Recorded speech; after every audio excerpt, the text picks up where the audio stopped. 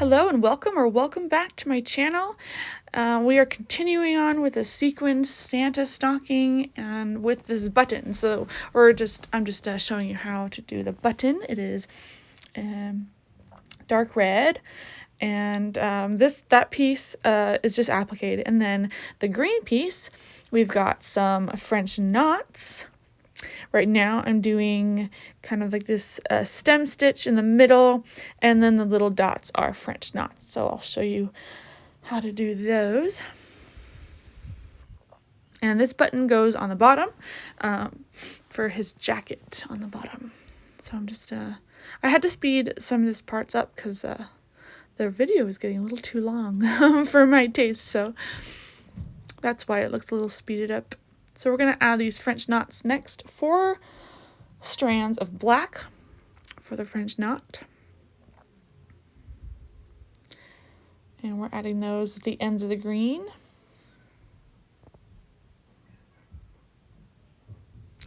And if you don't know how to do French knots, I show you here. So I know it's a little bit sped up, but you can, I think YouTube has the ability to slow stuff down? Question mark? If not, I do have a separate tutorial that I will link up in the top. So this button is so cute.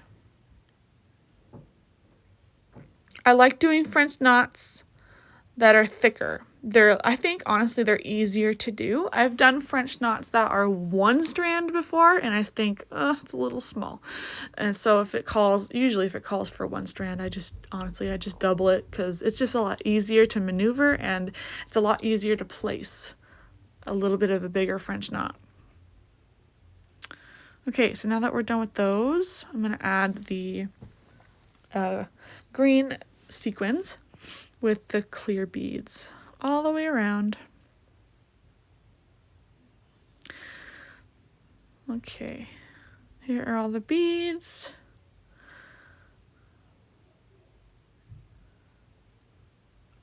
Everybody has their own way of organizing their beads and their sequins. I've seen people use those cute little organizers, which I love, by the way. I love using the organizers. I use the organizers for extra thread. I actually just filled up one up recently. I need to get another organizer. I've seen people use beads. Yeah, I use bags, little small, same thing. Small Ziploc bags to put my beads and sequins in. I just find it easier for me. I've seen people just dump them in a dish and just kind of fish around for them. I don't like that. As a person who has organization, I'm very organized. I can't stand having just like a huge dish full of random sequins that I have to dig for colors. Nope, I can't do that. Kudos to those people that can do that. I can't do that. I like to have mine really organized. And I'm appliquing the button here, using a straight pin to keep it in place so it doesn't go anywhere.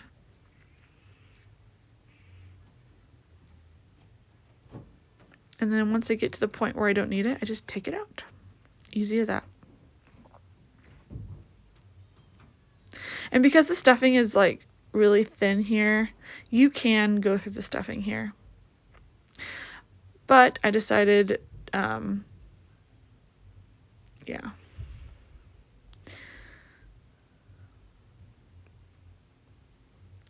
I just decided to add it on top because honestly, I don't want to like take away any of the 3D effect. So, okay, button is added, and then the next piece is part of his beard, which goes right there, and it's just appliqued and stuffed.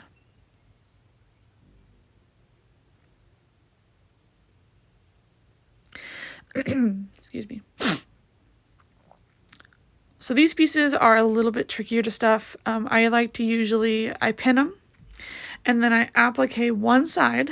Usually it's the long side, so I applique a long side, and then once I come back around, as I go up again, I go up every inch or so, and then stuff, and then applique, and then stuff. That's just a lot easier for me. So you can see I applicated it part of the way. And I kind of grabbed the nearest thing to me, to be honest. This case, I'm using a pencil because it was close to me. I either use a pencil or a chopstick, whatever's nearby. And then I applique closed.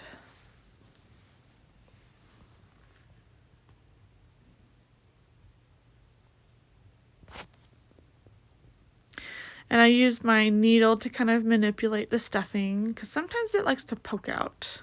And even when you're done appliquing, there's still stuffing that pokes out. You can just take your finger and remove it. All right. Next, we will be working on the face. And the face has cheeks and eyes that are satin stitch. And there's also French knots for the eyes. So I'm going to start with the eyes first because the cheeks look a little bit complicated. I might have to take my time doing the cheeks because the cheeks are all satin stitch. So it's a fairly large area. And notice that there are arrows. I noticed that there's arrows on the directions to tell you what direction to place the satin stitch. I thought that was clever. So I did the first eye, and now I'm going to show you how I did it. So I've been researching different techniques on how to do the satin stitch because it is definitely one stitch that I have difficulty doing. So I saw a different way of doing it, so we're just going to try. So I start with sections to kind of section it off, and then I fill in the gaps after that. And honestly, this method makes satin stitch a lot less complicated and a lot less bulky, and you don't have this massive, knot of thread on the back, which, for the longest time, that's what I had, and it's hard to decrease the bulk when you've got that kind of thing. So this is how I'm doing my satin stitches now, and I'm really liking this technique.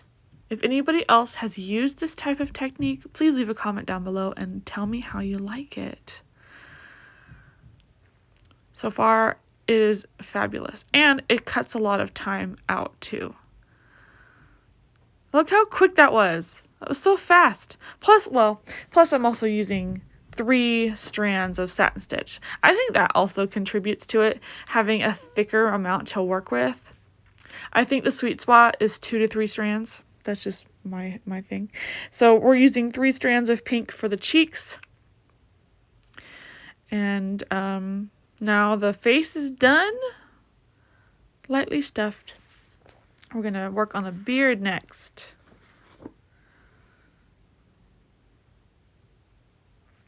So so here's the thing about the beard. They want it to be kind of like a quilty look. So what we're going to do is we're going to add, I'm going to do backwards because that's what it's asking for. So we're going to actually do the beads first. So it says applique with white and stuff.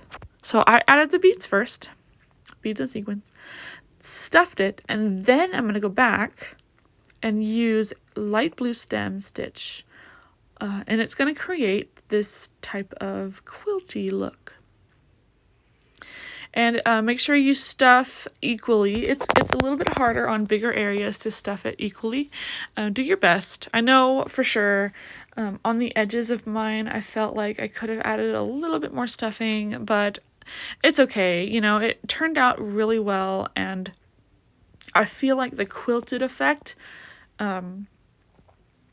stood out, so it's not a failure. It does say, let's see, it says, work through all the layers to make the beard look quilted. So basically, it's telling you to stitch all the way through the stuffing and all the way through to the back, if you can. There are some areas where you probably won't be able to, And that's okay, because in the long run, all the stitches will press down and give that quilted effect. And that's what we're looking for.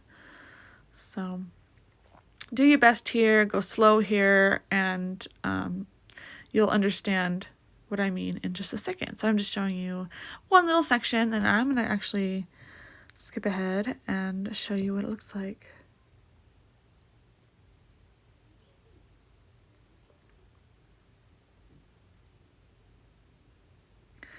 Okay, so I'm going to do another section here. Because that first section was kind of flat, to be honest. I'm like, I'll show you guys another section. So I'm going to show you this little section here just to give you an idea and really maneuver the stocking to how you need to. If you stuff enough, you can, you know, get to the bottom. If not, that's okay too. Just do your best. And be mindful of all the beads, because your thread will snag on them. So go slow here, be diligent. You're aiming for a quilted look. And as you go along, you'll see the quilted effect come alive.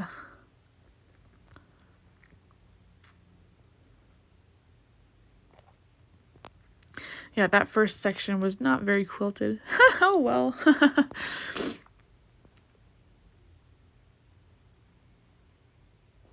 Okay, so I'm going to jump ahead now, and I will show you what the finished beard looks like.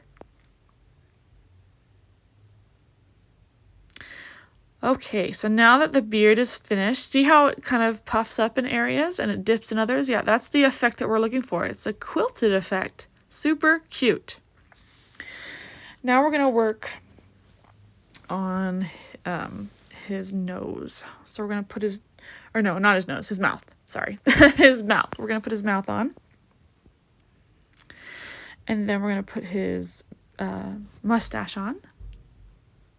So the mouth is simple, and then the mustache, sometimes I like to lay out, if there's a place to put the stuffing, I like to lay it out first and just kind of put this over. So the mustache has beads and sequins on them, and then you stuff them. And now we're going to put the nose on. Easy peasy. Nothing on the nose, just a regular nose. And now the trim of the hat. And it's also stuffed. So there's like a little, like if you stuff it enough, there is a little like section where you can put the stuffing in. And then, and so the way I'm showing you now is another method of putting stuffing in. You can put it on, like sandwich it together, you know what I mean? So here I am just appliquing the pieces together. If you notice where I'm placing my stitch, it's very intentional because I don't want to cut off the waves. So I like to try and stitch only in the areas that make sense. Obviously, if it's straight, then go along the line. But if it's like curvy like that, I like to just kind of minimize my stitching. So I'm going to finish up this hat trim, and then we're going to add the holly leaves onto the hat. I'm just going to grab my pencil here, stuff it in there. Get creative.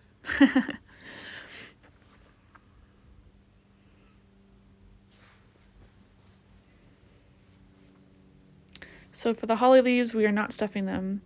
We're just doing a beads and sequins on them, which I did ahead of time. And then we're just going to applique them one on top of the other. The picture looks like one of them, like the right one goes first and then the left one on top. So that's kind of what the picture is indicating. So 18, then 19. See how they're stacked? And it kind of shows you where to applique them too. So we're only appliquing the bottom. I'm leaving the tops kind of just hanging up there. And I'm only going to applique the bottom of it.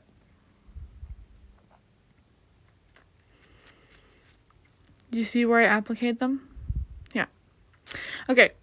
So those are on there. And now we're going to put the berries on. And I did add these stars. And the stars are actually, we're going to put more stars on the beard. So, and we're going to put stars on his jacket and all over the place. So I'm going to jump ahead and show you that. So these are the stars that are finished. And some of the stars only have a sequin to hold them down, and some of them I actually applicate on. And I ended up making an extra star just for fun and putting it on the hang tag. This is totally optional, or you can leave it blank. Sometimes it makes more sense to leave it blank. Other times I feel like it needs some type of decoration, and then there's some times where I feel like it needs a layer or two, because sometimes the kits, the hang tag is way too thin, and I don't have confidence that it will actually hold. So I either replace it entirely and make a completely new one, or I use the one it comes with and then maybe layer it with another layer of the same color, or I get creative. So I like to get creative sometimes, and in this case I decided to add a star on top. So that's what I did. And I'm just going to applicate it to the top. Okay, so before I put any lining on, I like to add the tab. Sometimes it doesn't end up like that. Sometimes I put the lining first and then put the tab on. It really depends on the circumstances and how thick the tab is, etc., etc. I just kind of play it by ear. In general, I like to add the tag before I put the lining in.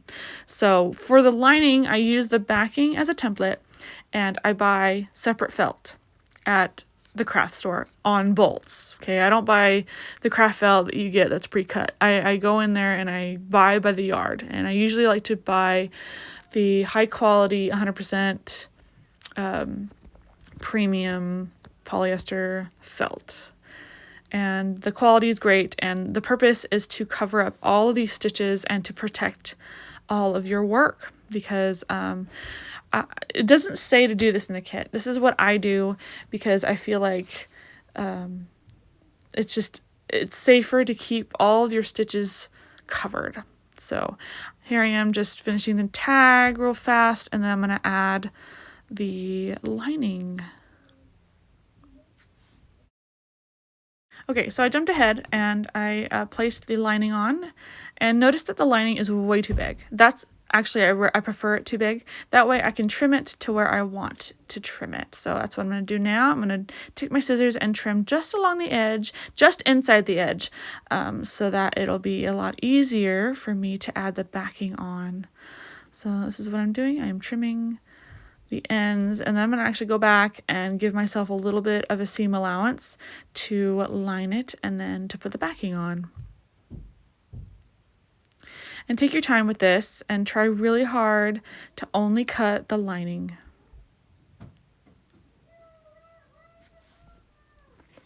Okay, so I might trim it a little bit more, but for now I'm just going to show you. So for the color, okay, so I use the same color as the front. So in this case, I'm going to use green thread to applique the lining. And I will also be using green thread to put the backing on. So that's what I'm going to be doing. And I'm just showing you how I start, and then I'm going to jump ahead and show you what it looks like at the end, and then I'm going to put the backing on. And I do this for every single stocking, every single one. And if I think I've got some tree skirts I'm going to do in the future, I might end up doing a lining for those. I'm not quite sure how that works. I have yet to do a tree skirt. That's on my bucket list. So I got a couple kits that I want to make to do that. So I'm pretty sure they don't, I don't know. We'll have to find out. Anyway, so there's the lining for the stocking, and now we're going to put the backing on. And normally I do not trim the backing. The only thing I trim is the top. So I like to line up the bottom first, and then get to where I want it, pin them, trim the top so that it matches the front, and then applique it together. And then make sure you add the hang tag down there at the very end, so don't forget that. All right. Okay, so I'm just gonna show you how to trim the top and just use the front as a model, and there is the top trimmed. Perfect. And then you open it up and there's the lining. You don't see any stitches. It's great. I do this for every stocking. And for the back, I just line up the ends. I don't trim them. You know, when I first started making these, I used to trim them, and now I don't. I don't trim them because it gives you a little bit more room to put stuff in them, and they're not so tight. With my older stockings that I made for my family, you know, 8 or 9 years ago, I trimmed it, not thinking, and then I was like, oh, these are really tight. So yes, felt will stretch over time, but I just feel like, you know, use what they give you.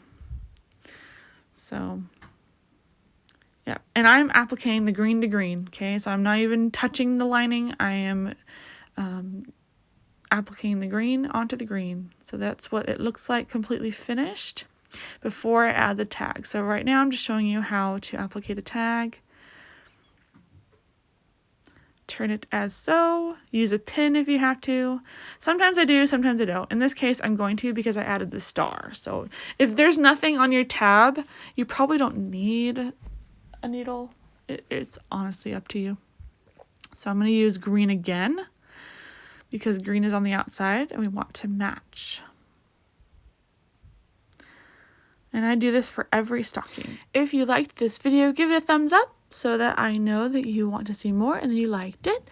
If you haven't subscribed yet, please subscribe to my channel for more tutorials and awesome crafting videos. I also have an Etsy shop. Check out the link down in the description box for more. I've got several kits on there that I've made and kits that I'm making. And also other things too, other embroidery items. I make name tags for these type of stockings to go with your stocking. I know how hard it is to embroider names. It takes a long time. So I have created name tags for that purpose. If you've ever made a stocking by dimensions, leave a comment down below and tell me which stocking you've made. I would love to hear what stocking or even a project that you've made with dimensions. And I'm hoping to do more different types. But for now, this is going to a family member, and I hope they like it. Perfect. I absolutely loved how this turned out. It was super easy, great, beginner-friendly kit. So if you've never done one before, this one's a great one to start with. And I will see you in my next tutorial. Thanks for watching. Bye.